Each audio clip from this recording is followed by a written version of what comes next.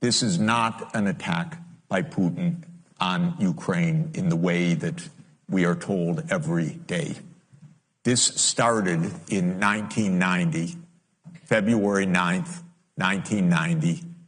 James Baker III, our Secretary of State, said to Mikhail Gorbachev, NATO will not move 1 inch eastward if you agree to German unification, basically ending World War II.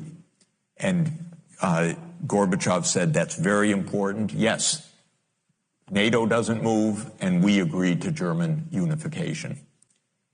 The U.S. then cheated on this, already starting in 1994, when Clinton signed off on basically a plan to expand NATO all the way to Ukraine.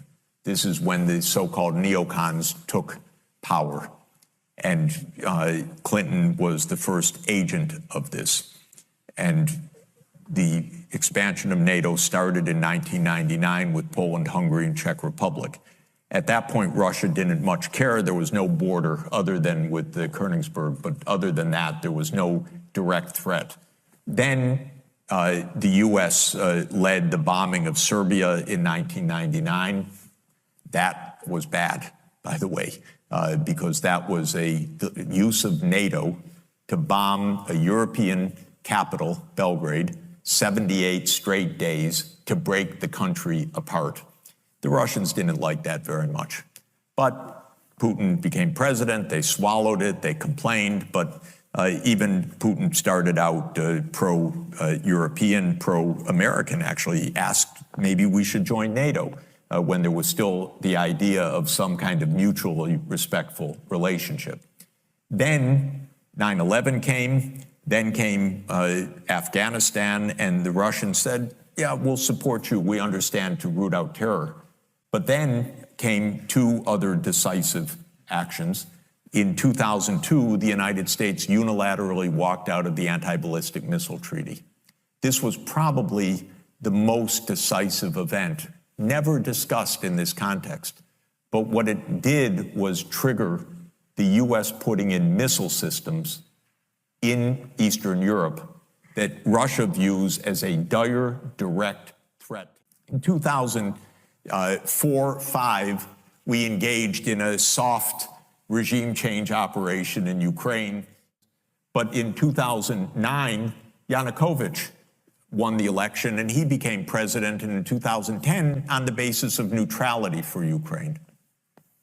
That calmed things down because the U.S. was pushing NATO, but the people of Ukraine on the opinion polls didn't even want to be in NATO. They knew that the country is divided between ethnic Ukrainian, ethnic Russian. What do we want with this? We want to stay away from your problems. So in February 22nd, 2014, the United States participated actively in the overthrow of Yanukovych.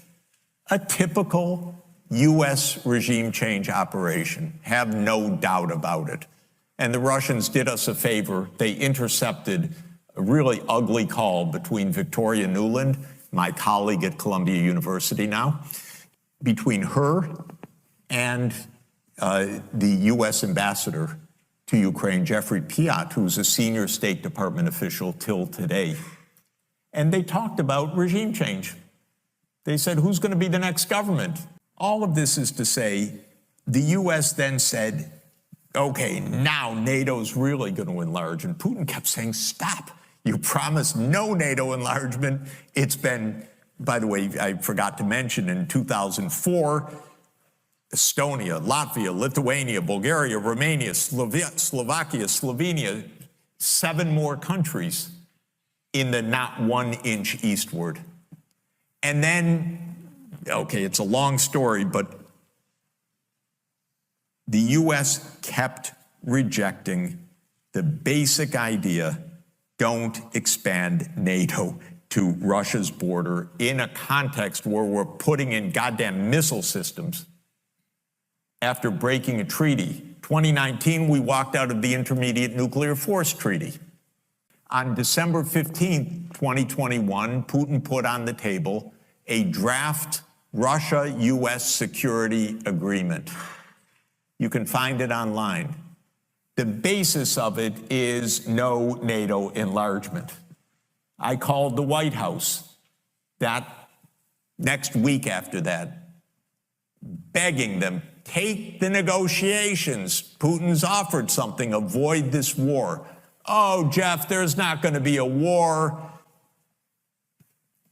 Announce that NATO's not going to enlarge. Oh, don't worry, NATO's not going to enlarge. I said, oh, you're going to have a war over something that's not going to happen?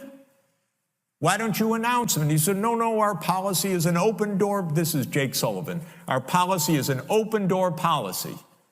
Open door for NATO enlargement. That is under the category of bullshit, by the way. You don't have your right to put your military bases anywhere you want and expect peace in this world. They turned down the negotiations. Then the special military operation started. And 5 days later, Zelensky says, okay, neutrality.